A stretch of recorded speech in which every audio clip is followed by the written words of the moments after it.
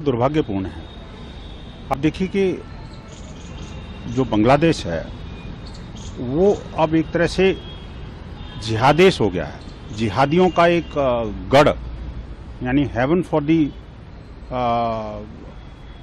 Separatist.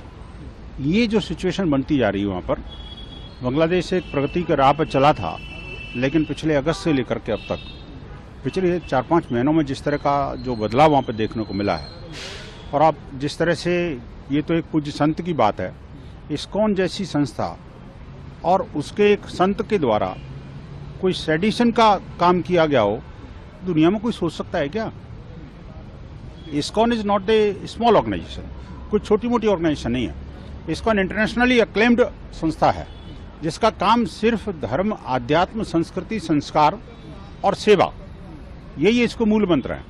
और सेवा के नाम पर अगर कहें तो कोविड काल में अगर बांग्लादेश को बचाने वाला कोई संस्था है तो निस्वार्थ भाव से सेवा भाव करके और लाखों लोगों को प्रतिदिन भोजन कराने वाली संस्था वो इस्कॉन है। उसके पूज्य संत को एक तो गिरफ्तार करना, झूठे मुकदमे में उसको फ्रेम करना, और अब उनको वेल प्लीवी उसके रिजेक्ट करना, this is the hype of the story. ये बहुत ही मतलब अतिवाद की सीमा से परे है। एक और बात भी देखने की है कि ऐसा लग रहा था कि जिहादियों के डर के मारे पहले तो प्रधानमंत्री भागी, उसके बाद राष्ट्रपति पर उन्होंने हमले किए, सीजीआई जो चीफ जस्टिस ऑफ बांग्लादेश है उसके ऊपर हमले हुए, और अब ऐसा लगता है कि जो जुडिशरी है वो जुडिशरी, लोअर जुडिशरी भी उनके सारे प्रेशर में काम कर रही है, जो बांग्लादेश के लिए ठीक नहीं है। सर, जो संत हैं उनका काम जो है आपने बताया रिलीजियस एक्टिविटीज़ है, उनके ऊपर सेडिशन का आरोप लगाया गया, आप इसके पीछे क्या देखते हैं, ऐसा आरोप क्यों लगा हो? ये सिर्फ और सिर्फ विकृत मानसिकता, जिहादी सोच और देश विरोधी, जो ये मैं कहूँगा सीधा बांग्लादेश विरोधी, हिंदू द्रोही मानसिकता तो है ही है, लेकिन साथ ही साथ बांग्लादेश द्रोही मानसिकता है।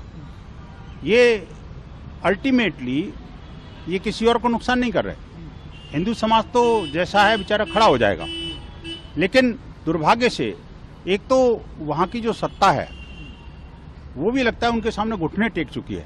जो अतिवादी और जो आतंकी मानसिकता के लोग हैं, जो यूथ जिनके हाथ में कंप्यूटर और कलम होनी चाहिए थी, उनको आपने पत्थर पकड़ा दिए, उनके हाथ में जो है आपने हथियार पकड़ा दिए, उनको किसी भी व्यक्ति को झूठे केसेस में फ्रेम कर दो और किसी को मार लो, उठा लो और पीट लो, आग लगा दो, मंदिरों को तोड़ दो, मूर्तियों को तोड़ दो, यही उनकी मानसिकता बची है बस। और उनको ऐसा लगता है कि जैसे इस्लाम का जो काम ही है, ये इस तरह से प्रोपोगेट कर रहे हैं। इंटरनेशनली जो इस्लाम की जो छवि है वो बांग्लादेश के इन यूथ्स ने बर्बाद करके रख दी है।